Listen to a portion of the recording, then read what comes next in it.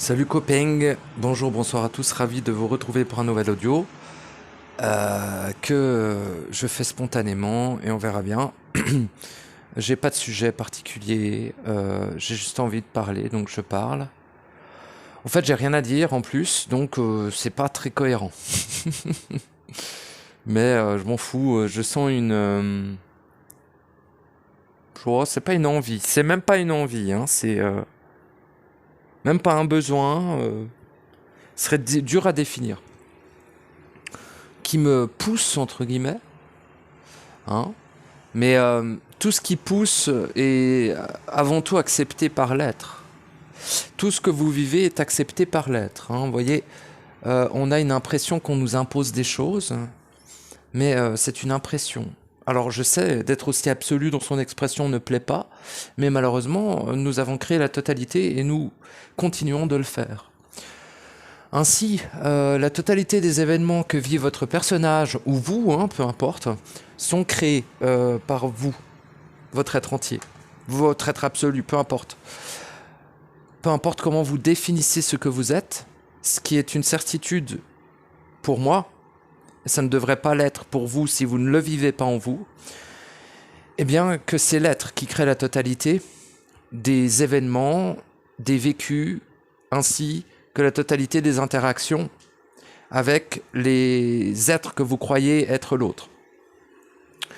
Voilà. Et des êtres que vous croyez être l'autre, eux-mêmes créent aussi, uniquement eux-mêmes, hein, créent aussi individuellement la totalité de leur réalité, la totalité de leur illusion et la totalité de leur réel, ainsi que la totalité de leur vécu, la totalité de tout ce qui peut être considéré comme un mouvement, hein. Ainsi que la manifestation d'une densité ou d'une autre, ou la manifestation d'une intensité ou d'une autre, dans un vécu qui est défini par soit l'illusion du temps et de l'espace, soit l'éternité du vécu dans le réel et donc en dehors du temps et de l'espace. Peu importe, les deux vont être créés par l'être. Voilà. Alors, pourquoi l'être crée la diffraction, le temps, l'espace et autres? C'est une partie de l'être qui le fait. Est-ce que cette partie est corrompue? Très probablement. Ça n'empêche que c'est quand même l'être. Pourquoi est-ce qu'on sépare l'être de la partie corrompue de lui-même? On la sépare car la corruption l'éloigne de lui-même. Donc, il y a cet effet de mouvement, il y a cet effet de distance. On ne peut considérer qu'autre chose que toi-même crée la totalité de ce que tu vis. Si tu considères autrement ton réel, à mes yeux, tu donnes le pouvoir à l'extérieur d'agir à l'intérieur de toi. Et l'extérieur, il y a de fortes chances que ça ne soit pas toi. Vois-tu? Donc, ne pas donner les clés de manifestation de ta réalité à quelque chose qui n'est pas toi. Je sous-entends aussi le personnage, qui est une sorte de greffe de l'extérieur, une sorte de cheval de Troie. Dans son profil corrompu d'auto-annihilation, il est totalement un cheval de Troie. Dans son profil, dans sa manifestation de soutien à la naissance, il est un allié précieux. Mais c'est à toi d'en faire un allié précieux. C'est pareil avec ton propre être. Tu ne peux que supposer que tu as créé la totalité avant de vivre le fait que tu l'as créé. Cette supposition n'est pas malsaine, au contraire, elle te permet d'ouvrir la possibilité du fait qu'aucun être à part toi n'ait créé la totalité de toutes choses. Alors évidemment, on pourrait considérer une certaine co-création, bien sûr. Mais quand je dis la totalité de toutes choses, j'aimerais rajouter la totalité de toutes choses en toi. C'est toi qui as créé tout ce qu'il y a en toi. Donc la totalité de tes émotions, la totalité de tes mémoires, la totalité à ce que tu identifies comme étant toi ou n'étant pas toi, la totalité des événements dans ta vie, même holographique, même réel ou de la réalité de l'Otherside, peu importe. C'est toujours toi qui est à l'origine de la création de ce que tu vis, de ce que tu expérimentes, de ce que tu ressens, de ce que tu sais, oui, aussi de ce que tu sais, et de ce que tu agis. C'est toujours toi qui as créé tout ça. Tu as créé toutes les structures, tu as créé tous les événements que tu vis en instantanéité dans la totalité de tes vies. Sans aucune exception. Ceci étant dit, c'est une petite introduction pour pouvoir aller plus loin dans mon propos. Pour ceux que cela intéresse ou pour ceux qui en ont l'utilité. Ceux qui ne sont pas d'une certaine manière assez libres du point de vue d'eux-mêmes n'auront probablement aucune utilité à cette suite d'expressions. Ou éventuellement pourrait-on dire que ça puisse leur donner la puce à l'oreille pour une exploration interne un peu plus déterminée. Parce que je ne jugerai jamais l'exploration interne de quiconque, car ton monde interne est ton monde sacré. Il est sacré du fait que personne ne peut le définir à ta place et personne ne peut le créer à ta place. Il est donc sacré, individuel et unique. Je parle de ton intérieur. Je parle du réel, car dehors il n'y a rien. Je parle de ton tout. Je parle de la totalité qui est en toi.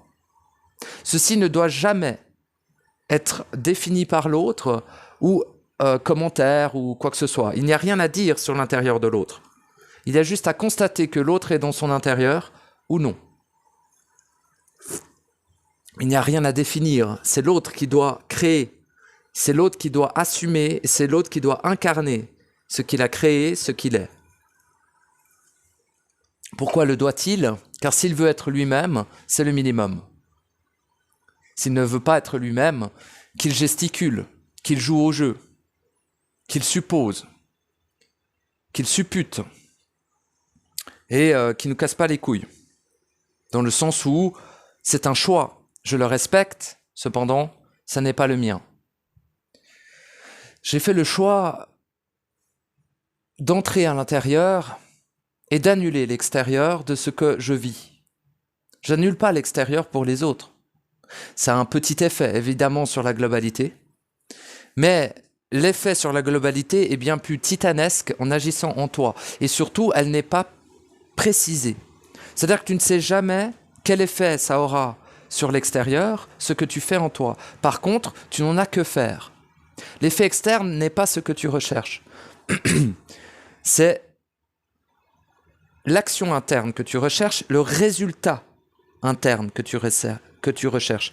Et pourquoi il y a un résultat ? Car on est dans l'illusion du temps, de la forme, de l'espace, de la distance et tout un tas d'autres illusions qui constituent cette partie du réel considérée comme corrompue, mais qui a cependant son utilité, même dans la plus colossale des corruptions. Car la corruption permet de protéger la pureté des puretés, qui est la seule chose qui peut régénérer un être qui a été anéanti. Cependant, si tu es anéanti, toi tu disparais. Ça régénère un être unique. Toi tu perds ce qui te rend unique. Tu disparais simplement. La pureté des puretés régénère un être à partir de zéro, dira-t-on, qui n'est pas toi. Donc on ne peut pas considérer que c'est ta continuité. On ne peut que considérer que ton exemple permet à celui qui est généré ensuite, qui n'est absolument pas toi, de prendre exemple sur tes erreurs et sur le fait que tu t'es annihilé. Donc en fait, plus il y a d'êtres qui s'annihilent, plus il y a d'êtres qui savent comment et qui peuvent ne pas le faire aussi. C'est un peu comme un sacrifice que tu fais, d'une certaine manière, parce que fondamentalement, tu as peur de toi-même et tu refuses de t'assumer à 100%, donc tu préfères t'annihiler, t'auto-annihiler, pour laisser d'autres avoir la chance, avoir la merveille de pouvoir s'incarner eux-mêmes, chose que tu n'as jamais assumée et que tu ne t'en es jamais senti capable.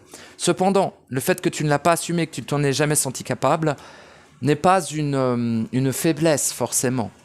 C'est aussi un choix. Il y a des êtres qui choisissent de s'auto-annihiler, qu'il en soit ainsi. Ces êtres nous montrent la voie pour ne pas le faire. Merci à eux.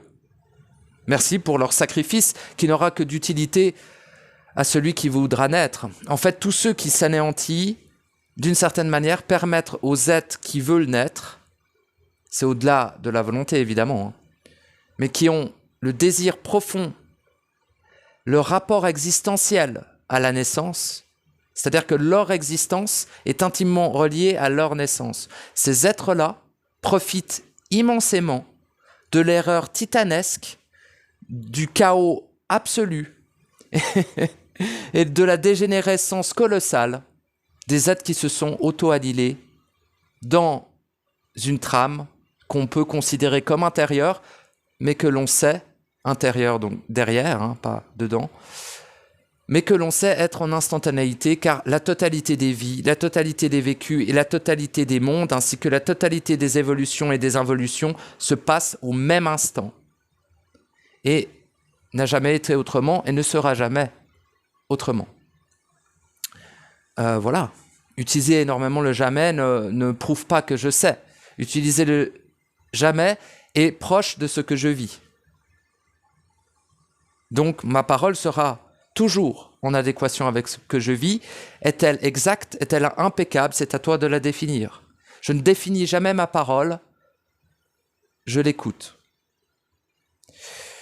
Toute parole écoutée sans aucune définition de ce que c'est devient une parole sacrée pour moi et une parole qui reste libre. L'écoute neutre d'un être est bien plus de l'action que n'importe quelle gesticulation dans une matière holographique qui n'existe pas. Ton acte d'écoute est bien plus un soutien que le ferait un être qui, je ne sais pas, par exemple, ouvre une chaîne YouTube pour s'exprimer, mais oublie fortement le fait de son auto-instruction. Je ne vais pas mettre l'écoute au même niveau que l'auto-instruction. L'auto-instruction est ce qui différencie l'être ignorant de celui qui s'apprête à savoir. L'être ignorant ne donne pas assez de temps à son auto-instruction. L'être qui croit que le savoir va venir tout seul est un naïf. Les naïfs brûlent en enfer avec les pires des psychopathes malsains et vicieux. Ils sont malheureusement dans ce lieu tordu, exactement à la même place. Ah, le naïf est pur. Non, le naïf bafoue sa pureté car il est incapable de la sauvegarder.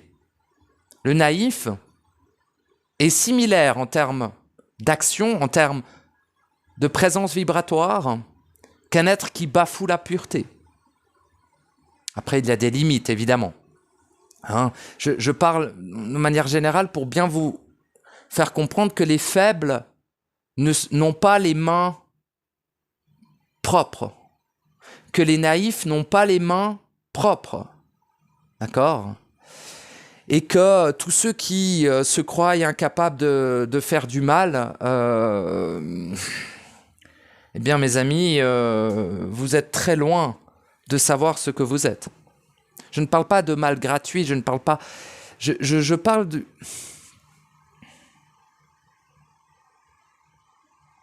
Dans l'auto-instruction, évidemment qu'on parle évidemment de savoir, oui, mais on parle de savoir de soi. Le savoir de la totalité n'a aucun sens et aucune utilité s'il n'est pas mis sur le socle, les fondamentaux, les bases du savoir de soi. Le savoir serait volatile si le savoir de soi n'est pas incarné. L'auto-instruction qui ne mène pas à une augmentation exponentielle du savoir de soi est probablement une auto-instruction qui est interférée. Par quoi, par qui, par comment? À toi de le découvrir. Tu le sais maintenant que vis-à-vis de la diffraction, vis-à-vis de ton amnésie titanesque, vis-à-vis aussi de ton auto-sabotage, cela a évidemment généré un double. Ce double peut être de l'ordre de la croyance ou peut être de l'ordre du constat. Peu importe. Qu'il existe ou non, ce qui est sûr, c'est qu'il y a quelque chose en toi qui se bat contre toi-même. Cette chose en toi qui se bat contre toi-même doit être dissous.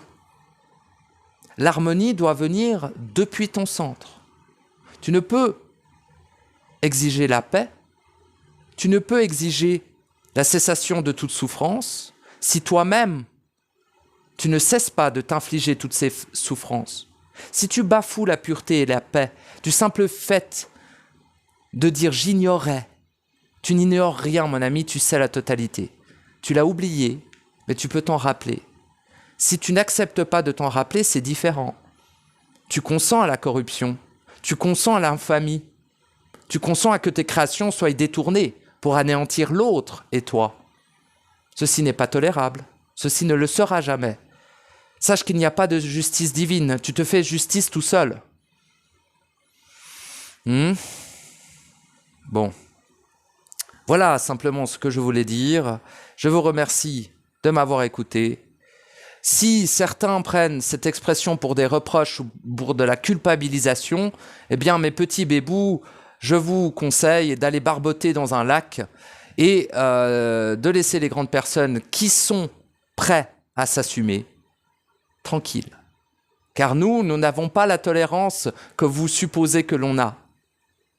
Nous avons l'amour, nous sommes dans l'amour, vous l'êtes probablement, mais que définissez-vous en tant que ce terme amour? La tolérance n'est pas de l'amour, le respect est une forme d'amour. Cependant, l'amour vient toujours de l'amour de soi avant toute chose. Si tu ne t'assumes pas, si tu ne te fais pas confiance et si tu as peur de toi-même, je suis navré, tu manques d'amour de soi, mon ami. Donc, peu importe ta morale, peu importe comment tu traites l'autre, tant que tu te traites comme de la merde, eh bien malheureusement, mon ami, n'attends pas qu'on te traite autrement. Évidemment. L'être le plus parfait est un être totalement transparent. L'être le plus neutre est une porte vers toi-même, mon ami. Ne juge pas trop l'être transparent et l'être neutre en croyant qu'il est indifférent à ta souffrance. Cet être a transcendé toute forme de souffrance. Il te montre simplement comment faire de sa simple présence, comment être libre de sa simple présence. Mais c'est à toi de t'inspirer de comment toi tu ferais. Tu es unique. Tu sais la totalité pour toi. Tu ne sais pas pour l'autre. Tu ne sauras jamais pour l'autre. D'accord? Et je me parle aussi à moi-même en disant cela. Cependant, tu peux savoir pour toi-même. Et si tu sais pour toi, tu soutiens l'autre à savoir pour lui-même, de ta simple présence. Et peu importe de la recherche du savoir, ce que je parle, c'est d'un savoir actif. C'est d'un savoir qui t'amène à transcender la totalité de ce qui te retient d'être toi. Oui, car ce chemin de la naissance est pour être soi, aussi simplement que cela. Il n'y a pas de but grandiose de devenir le Dieu des dieux, des dieux, des dieux. Tu l'es déjà.